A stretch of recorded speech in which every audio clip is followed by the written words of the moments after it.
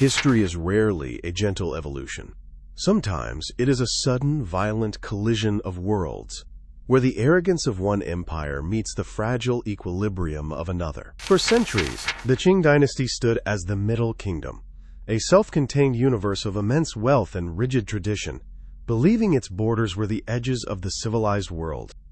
But the status quo could not hold. Beyond the horizon, the Industrial Revolution was forging a new kind of power, one driven by steam, steel, and an insatiable hunger for global trade. The British Empire, desperate to balance its trade deficit, turned to a dark commodity, opium. They did not just bring goods, they brought a slow, creeping poison that began to unravel the social fabric of a nation. In the imperial halls, the response was one of confusion and initial inaction. Officials underestimated the scale of the addiction, failing to see that the empire was already being bled dry from within. As the addiction deepened, the human cost mounted. Families were torn apart, and once vibrant streets were filled with the hollowed-out shells of men, a tragedy that would soon ignite a war. We stand now at the threshold of this transformation, where the echoes of the past still resonate in the geopolitical realities of today. This is the story of how empires fall, and how a new world order is born. British merchants, driven by the relentless gears of the Industrial Revolution, viewed the Qing market not as a sovereign partner, but as a vast, untapped ledger of potential profit. For the common person, the reality was far more intimate and devastating. Families watched as the poison seeped into the very hearth of their homes. Testimonies from the time speak of a quiet, creeping decay. It was not a war of soldiers, but a war of nerves and chemistry, fought within the veins of a nation. Yet this act of defiance would become the catalyst for an inevitable war. The empire had tried to close its doors, but the world outside was no longer willing to wait for an invitation. The emotional weight of this early resistance was heavy. It was the sound of a closing door, and the roar of the steamships already on the horizon. The tipping point arrived not with a thunderous roar, but with a singular, defiant act. In 1839, Lin Zexu, the emperor's special commissioner, reached the end of his patience. He ordered the opium stocks seized and dissolved in lime-filled trenches. It was an act of moral clarity that shattered the illusion of British impunity. Yet, for the people, the psychological toll was already etched into the landscape.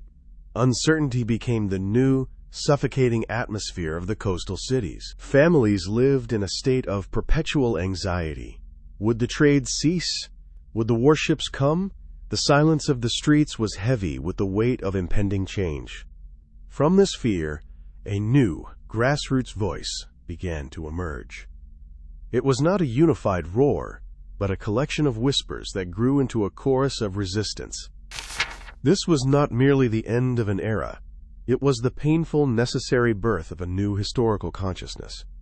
The tide had turned, and there was no going back. History is a mirror. When we look into the past, we see not just the collapse of empires, but the enduring, resilient spirit of those who lived through the wreckage, seeking meaning in the storm. Misinformation was the empire's silent partner. British interests carefully curated the narrative, framing the trade as a quest for free commerce while ignoring the systematic destruction of human lives. The moral dilemma faced by officials was agonizing. To stop the trade was to invite war. To allow it was to preside over the slow suicide of their own people. Why did they choose this path? It was a clash between the rigid, static nature of a dynastic empire and the aggressive, evolutionary drive of a new global capitalism. The why was survival for both sides. Even the poppy itself, a delicate flower, became a weapon of mass destruction. In the hands of empires, the natural world was repurposed to drain the life force of a nation. In the shadows of the imperial bureaucracy, men like Lin Zexu carried a burden that history rarely records. It was the crushing weight of a conscience that refused to look away from the slow dissolution of a civilization.